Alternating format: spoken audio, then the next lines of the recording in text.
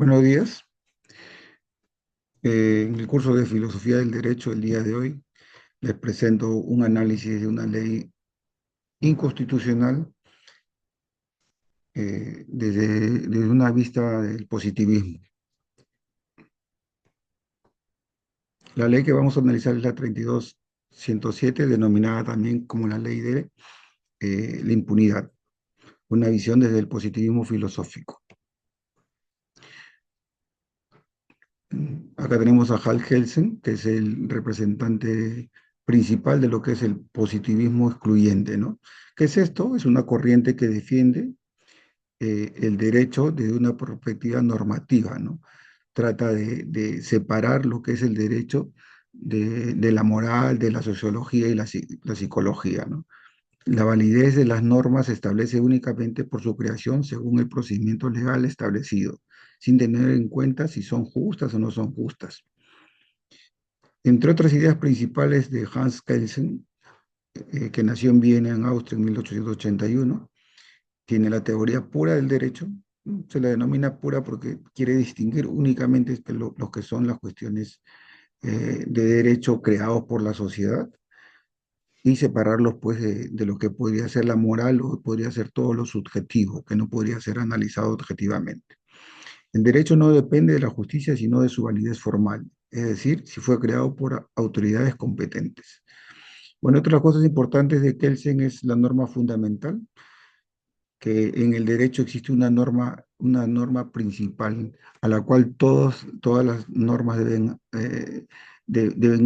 llegar, ¿no? Deben estar coordinadas y sistematizadamente hacia una norma principal. En este caso sería nuestra Constitución.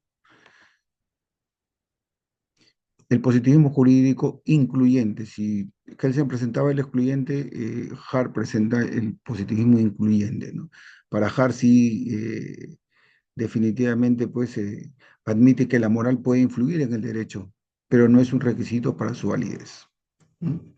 Entre otras cosas importantes, da las ideas de cómo, o explica cómo funciona el sistema jurídico a partir de dos tipos de normas, ¿no? Dice que hay las normas primarias que imponen reglas, obligaciones con reglas y obligaciones pues, que van a regular el comportamiento de las personas, por ejemplo, el no robar, ¿no?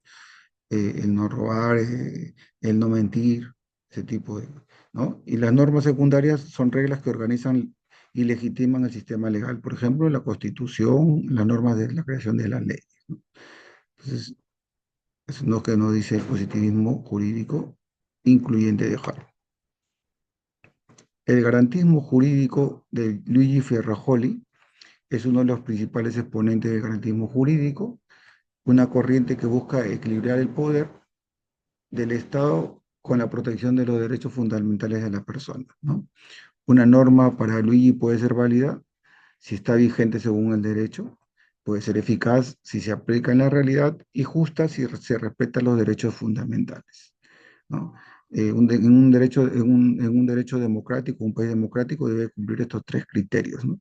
Si hay alguna ley que no respeta los derechos fundamentales, entonces para mí no es una ley válida. Entonces, propone un derecho basado en garantías donde el poder del Estado esté limitado por normas claras que protegen los derechos fundamentales, ¿no? Los derechos no deben depender de la voluntad política del gobierno de turno, sino del reconocimiento jurídico, ¿no? Bueno, el realismo jurídico escandinavo de Alroth, este fue un destacado representante del realismo jurídico escandinavo, una corriente que estudia el derecho ya no solamente como una cuestión normativa, sino también como un fenómeno real y social, más allá de su dimensión normativa. Bueno, Ross rechaza la idea que el derecho como un sistema puramente normativo, como lo plantea Kelsen, y afirma que el derecho no es solo normas escritas, sino también conductas sociales y decisiones judiciales. Aunque reconoce que los jueces tienen valores personales, Ross sostiene que el derecho debe ser analizado científicamente sin referencias morales o metafísicas. Bueno, acá tenemos la ley 32.101, eh, que fue aprobada por insistencia por el Congreso de la República, de, cuya presidencia tenía Alejandro Soto Reyes, ¿no? Entonces, esta norma se considera inconstitucional, esta ley se considera inconstitucional porque limita la posibilidad de procesar crímenes de lesa humanidad cometidos durante 20 años, ¿no? Antes del año 2002. Se considera constitucional desde la perspectiva de los principios de los derechos humanos, ¿no? Que consagra la Constitución peruana a todos los peruanos, los tratados internacionales ratificados por el Perú, como la Convención Americana sobre Derechos Humanos y el Estatuto de Roma, ¿no? Esta ley contraviene el principio de acceso a la justicia y el derecho a la verdad y reparación para las víctimas y violaciones graves de los derechos humanos, ¿no? Esta norma pues, podría contribuir a la impunidad de crímenes graves cometidos durante el periodo de 1980 hasta el 2000, ¿no? 2001. Violencia interna que afectó a muchos peruanos, ¿no? Ya la Comisión Interamericana se ha manifestado al respecto y ha expresado su preocupación por esta ley que podría impedir la investigación y sanción de delitos de lesa humanidad. Esta ley genera un descontento generalizado en el pueblo peruano, ya que percibe como una medida que favorece la impunidad y pone en duda la efectividad del sistema judicial para impartir justicia, particularmente en el contexto de crímenes que afectaron a miles de ciudadanos, ¿no? Acá tenemos una mirada de esta ley, de los positivistas, principalmente para Kelsen tendría una apreciación prácticamente neutra, porque sí, esta ley al parecer ha seguido los procesos correspondientes para generar la ley, ¿no? Entonces, por ese lado no habría ningún problema. La norma es válida si se aprobó correctamente y Kelsen estaría, como es un filósofo netamente normativo, no tendría ningún problema.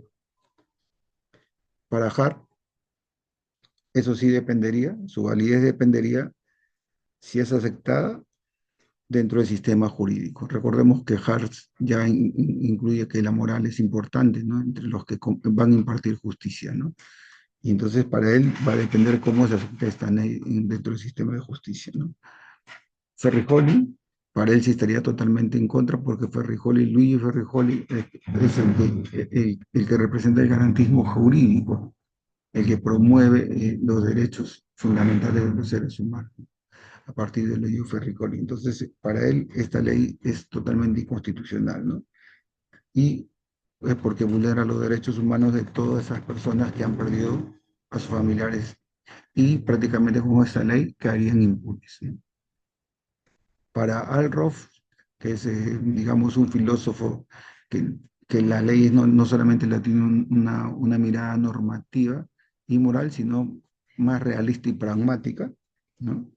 Lo importante, dice, es cómo los jueces la pueden aplicar en la realidad, ¿no? Podría, de repente, desde el punto de vista de Alf Ross, eh, los jueces tener una mirada hacia leyes más internacionales o tratados internacionales y dejar sin efecto esta ley que a todas luces es inconstitucional. Dentro de las propuestas de solución es buscar derogar la ley, ¿no? Ya sea mediante el mismo Congreso o mediante sus acciones de amparo de inconstitucionalidad. Bueno, eso es todo. Muchas gracias.